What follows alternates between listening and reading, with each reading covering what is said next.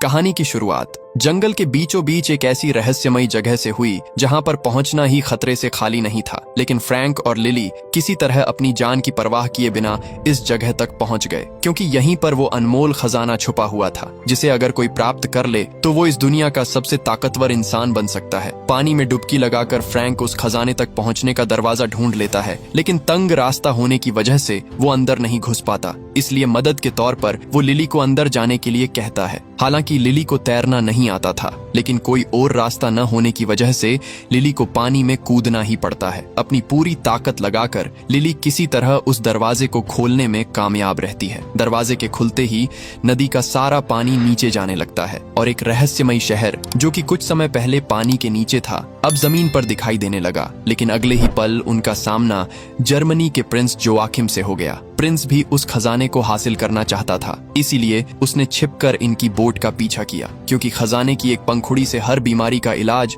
और किसी भी प्रकार के श्राप को तोड़ा जा सकता था। दरअसल आज से कई सौ साल पहले 1556 में डॉन अग्विरे नाम के एक शासक ने इस खजाने को ढूंढने की हर संभव कोशिश की, पर जब उसे पता चला कि खजाने तक पहुंचने का रास्ता एक नायाब पत्थर के अंदर छुपा है जो कि एक कबीले के सरदार के पास था, तब डॉन ने उसे मारकर पत्थर को छीनने की कोशिश की। लेकिन जंगल चुप नहीं बैठा और उसने डॉन के साथ साथ उसके साथियों को भी अपनी चपेट में ले लिया। कहा जाता है कि डॉन और उसके साथी आज तक उस जंगल में भटक रहे हैं। वही अब कहानी 400 साल आगे आती है, जहां हर कोई इस दास्तान को बस एक मनगढ़ंत कहानी मान रहा था। वही लिली को पूरा भरोसा था कि ये कोई मनगढ़ंत दास्तान नहीं बल्कि एक सच्ची घटना पर आधारित है। इसलिए लिली लंदन की सभा में घुसकर प्रिंस की नाक के नीचे से उस कीमती पत्थर को चुराकर भाग जाती है। प्रिंस बहुत गुस्सा होता है, लेकिन अब लिली उसकी पहुंच से बहुत दूर निकल चुकी थी। लिली बिना देर करे अगले दिन ही अमेज़न के जंगल में उस खजाने को ढूंढने के लिए निकल पड़ती है और यहीं पर लिली एक बोट की तलाश में फ्रैंक से मिलती है। फ्रैंक जब लिली के गले में उस रहस्यमयी पत्थर को देखता है तब फ्रैंक उसके साथ चलने के लिए राजी हो जाता है। यहाँ हमें पता चलता है कि फ्रैंक भी उस पत्थर के बारे में कुछ न कुछ तो जानता है। बिना एक पल गवाए ये लोग जल्दी से अपनी बोट में बैठते हैं और उस रहस्यमयी खजाने को ढूंढने के लिए निकल पड़ते हैं। लेकिन इनके निकलने से पहले ही यहाँ पर प्रिंस अपनी सबमरीन लेकर बिल्कुल इनकी बोट के सामने आ जाता है और लगातार बोट पर फायरिंग करनी शुरू कर देता है, जिससे बोट का इंजन कुछ समय के लिए बंद हो जाता है। फ्रैंक मैकग्रेगर को बोट संभालने के लिए कहकर खुद नीचे उतर जाता है और एक रस्सी की मदद से बोट को तेजी से घुमाकर दूसरी तरफ कर देता है, अपनी सीमा से दूर जाते देख। प्रिंस उन पर टारपीडो छोड़ देता है। फ्रैंक समझ जाता है कि बोट टारपीडो से तेज नहीं भाग सकती, इसलिए वो बोट को एक घर के ऊपर चढ़ा देता है, जिससे टारपीडो नीचे से होकर सामने जा टकराता है। फ्रैंक और उसके साथी सही सलामत यहाँ से निकल जाते हैं, जबकि प्रिंस की सबमरीन बुरी तरह किनारे से टकरा जाती है। रास्ते में अद्भुत नजारों का आनंद लेते हुए यह लोग उस जगह को ढूंढते हुए आगे बढ़ने लगते हैं। थोड़ी आगे आने के बाद नदी दो रास्तों में बंट जाती है। नक्शे के हिसाब से इन्हें राइट साइड की तरफ से जाना होता है, लेकिन फ्रैंक उस रास्ते से जाने से मना करता है क्योंकि उस तरफ नदी का पानी बहुत तेज गति से बहता है। लेकिन लिली उसे फिर भी उसी रास्ते पर बोट को मोड़ने के लिए कहती है, क्योंकि इस तरफ से खजाने तक जल्दी पहुंचा जा सकता है। फ्रैंक भी उसकी बात मानकर बोट को राइट साइड मोड़ देता है। अब सूरज भी ढलने लगता है, इसलिए फ्रैंक बोट को एक किनारे पर लगा देता है और सभी यहीं पर रात बिताने का फैसला करते हैं। रात को जब सभी बोट पर बैठे होते हैं तभी मैकग्रेगर पर एक जंगली बिल्ली हमला कर देती है, लेकिन फ्रैंक उसे शांत करता है क्योंकि वो फ्रैंक की पालतू थी और अब तक इसी बोट में छुप कर बैठी थी। वहीं दूसरी तरफ प्रिंस उस जगह पर पहुंच जाता है जहां डॉन अग्विरे को आज से कुछ 100 साल पहले सजा मिली थी। प्रिंस जानता था कि नदी के पानी से उन्हें इस बंधन से मुक्त किया जा सकता है, इसलिए वो कुछ पानी की बूंदें डॉन के ऊपर गिराता है।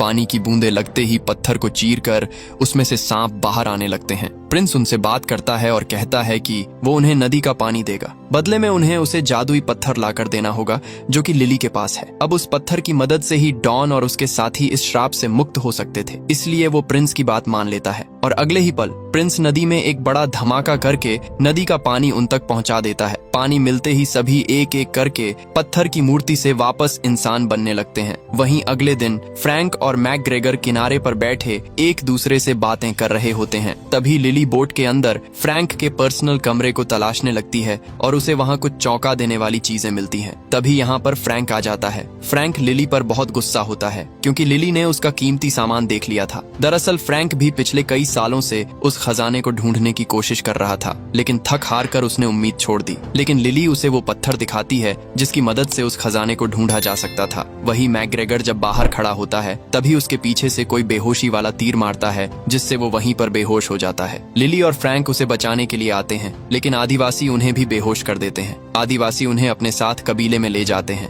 यहाँ आदिवासियों का सरदार लिली से वो जादुई पत्थर मांगता है जिसके बदले में वो इन सब की जान बख्श देगा। फ्रैंक लिली को वो जादुई पत्थर सरदार को सौंपने के लिए कहता है, लेकिन लिली साफ साफ मना कर देती है और अगले ही पल लिली अपने हाथों की रस्सी काटकर आदिवासियों से लड़ने लगती है। और तभी सरदार लिली के सामने आता है और हंसते हुए अपना मास्क उतारकर फ्रैंक से कहता है कि बस अब ये नाटक और नहीं हो सकता। मतलब ये सभी कबीले वाले लोग फ्रैंक को पहले से ही जानते थे और इनको अगवा करने का प्लान भी फ्रैंक का ही था, क्योंकि वो लिली को डराकर उससे वो जादुई पत्थर हासिल करना चाहता था। लिली फ्रैंक की इस धोखाधड़ी पर बहुत गुस्सा हो जाती है और उसे एक जोरदार थप्पड़ मारती है। इसके बाद लिली कबीले की सरदार को वो पत्थर दिखाकर खजाने का रास्ता पूछती है। सरदार कुछ अजीब से मंत्र पढ़ती है और लिली को रास्ता पता चल जाता है जहाँ पर वो खजाना मिलेगा। सरदार एक जरूरी बात बताती है कि खजाना सिर्फ तब तक ही रहेगा जब तक चांद की रोशनी उस पर पड़ती रहेगी। अब खजाने का पता लगते ही लिली बिना एक पल गवाए निकलने की तैयारी करने लगती है, लेकिन वो फ्रैंक को अपने साथ नहीं लेकर जाना चाहती थी क्योंकि उसे अब फ्रैंक पर भरोसा नहीं रहा। अब तक डॉन और उसके साथी भी यहाँ पर पहुंच जाते हैं। फ्रैंक जल्दी से लिली को अभी निकलने के लिए कहता है और तभी इनके रास्ते में डॉन आ जाता है। अब यहाँ पर सभी लिली के पीछे पड़ जाते हैं क्योंकि उसके पास ही वो जादुई पत्थर था जिसे डॉन हासिल करना चाहता था। लेकिन फ्रैंक लिली को हर मुसीबत से बचाता हुआ बाहर निकलने की कोशिश करता है। तभी डॉन का एक साथी लिली को पकड़कर उससे वो पत्थर छीन लेता है और डॉन को पकड़ा देता है। डॉन पत्थर को लेकर यहाँ से निकलने ही लगता है कि तभी फ्रैंक उसके रास्ते में आ जाता है। फ्रैंक बार बार सांप के मुंह से पत्थर को छीनने की कोशिश करता है, लेकिन डॉन तलवार लेकर फ्रैंक के आर पार कर देता है। गिरने से पहले फ्रैंक पत्थर को छीन लेता है और नीचे गिरते हुए लिली को पकड़ा देता है। पेड़ों से टकराता हुआ फ्रैंक नीचे नदी में जा गिरता है। अब पत्थर लिली के पास था,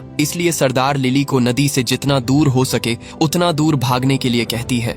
लेकिन डॉन और उसके साथी लिली का पीछा नहीं छोड़ते और जैसे ही डॉन लिली से वो पत्थर लेने वाला होता है तभी नदी उन्हें अपनी तरफ खींच लेती है। यहाँ हमें पता चलता है कि श्राप की वजह से डॉन या उसके साथी नदी से दूर नहीं जा सकते, क्योंकि नदी ही उनके लिए जीवित रहने का एकमात्र जरिया है। इसलिए डॉन प्रिंस को लिली की लोकेशन बताने के लिए कहता है, समझ गए ना, युवराज को खबर दो, क्योंकि जमीन पर प्रिंस ही अकेला ऐसा बंदा है जो लिली तक पहुंच सकता है। वहीं अब सुबह भी हो जाती है और लिली अपने साथियों को ढूंढती हुई आगे बढ़ रही होती है। तभी उसे रास्ते में फ्रैंक मिलता है, लेकिन हैरानी की बात ये थी कि तलवार दिल के आर पार होने के बावजूद भी फ्रैंक अभी तक जिंदा था। अब यहाँ पर फ्रैंक सबको अपनी असली सच्चाई बताता है। फ्रैंक बताता है कि वो और डॉन दोनों सौतेले भाई थे। एक दिन डॉन की बेटी की तबीयत अचानक से बहुत खराब हो गई। उसका इलाज सिर्फ चंद्र वृक्ष की पंखुड़ी यानी उसी खजाने से ही किया जा सकता था। इसलिए डॉन फ्रैंक और अपने साथियों के साथ उस पेड़ को खोजने के लिए निकल पड़ा,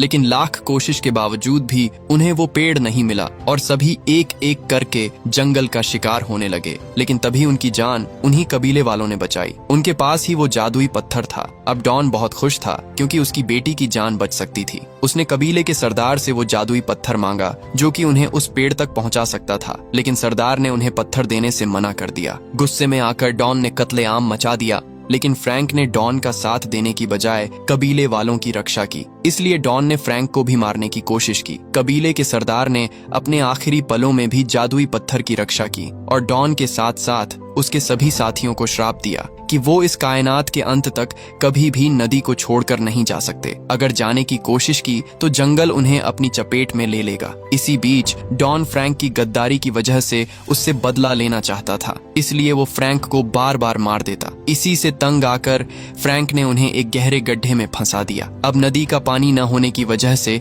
वो पत्थर की मूर्तियां बन गए और कई 100 साल बाद प्रिंस ने उन्हें नदी का पानी देकर वापस से आजाद कर दिया। अब फ्रैंक की सच्चाई सबके सामने आ जाती है। इसके बाद लिली फ्रैंक के शरीर से उस तलवार को बाहर निकालती है। अब मैकग्रेगर के पैर में गहरी चोट लगे होने की वजह से लिली उसे कबीले वालों के पास रुकने के लिए कहती है और खुद फ्रैंक के साथ उस खजाने को पाने के लिए निकल पड़ती है। वहीं प्रिंस को भी अब उनकी लोकेशन का पता चल जाता है, लेकिन प्रिंस के वहां तक पहुंचने से पहले ही लिली वहां से निकल चुकी थी। लेकिन प्रिंस लिली के भाई मैकग्रेगर को पकड़ लेता है और जबरदस्ती उससे लिली का पता उगलवा लेता है। वहीं दूसरी तरफ फ्रैंक और लिली दोनों उस रहस्यमयी जगह पर पहुंच जाते हैं जहां पर वो जादुई पेड़ मौजूद था। लिली बिना एक पल गवाए पानी में डुबकी लगाकर उस पेड़ तक पहुंचने का दरवाजा खोल देती है और अगले ही पल सारा पानी नीचे जाने लगता है और एक अद्भुत जगह पानी के ऊपर आ जाती है। इससे पहले कि ये दोनों अंदर जा पाए, यहाँ पर प्रिंस लिली के भाई मैकग्रेगर को लेकर पहुंच जाता है। वो सभी को बंदूक की नोक पर लेकर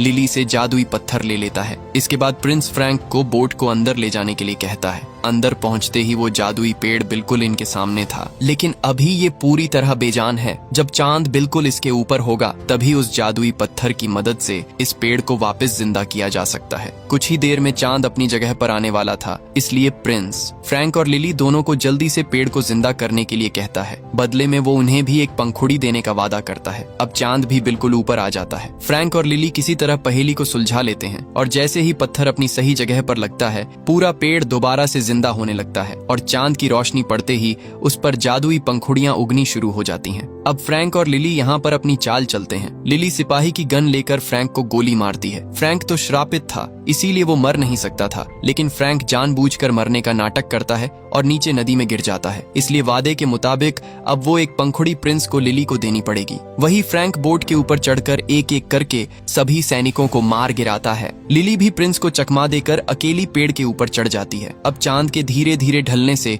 पेड़ की पंखुड़ियां गायब होने लगती हैं, लेकिन लिली किसी तरह एक पंखुड़ी को हासिल कर लेती है और अगले ही पल पेड़ की टहनी टूटने की वजह से लिली से वो पंखुड़ी छूट जाती है। लेकिन फ्रैंक अपनी जान की परवाह किए बिना पंखुड़ी को नीचे गिरने से बचा लेता है।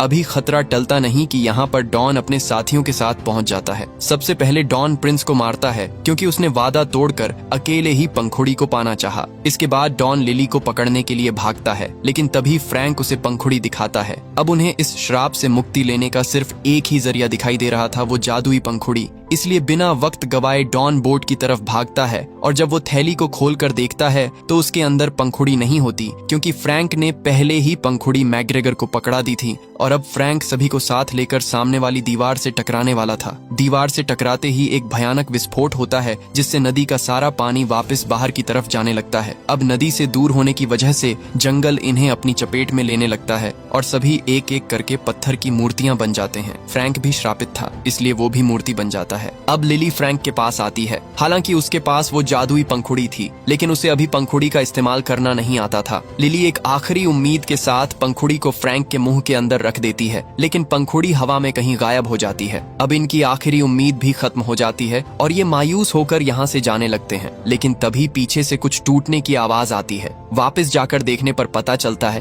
कि पंखुड़ी ने अपना असर दिखा दिया और फ्रैंक अब श्राप से मुक्त हो चुका है। सभी एक दूसरे के गले मिलते हैं और यहीं पर ये कहानी खत्म होती है। दोस्तों, अगर वीडियो अच्छी लगी हुई तो चैनल को सब्सक्राइब कर लेना। हम 1000 सब्सक्राइबर्स के बहुत करीब है, तो जल्दी से कंप्लीट करवा दो।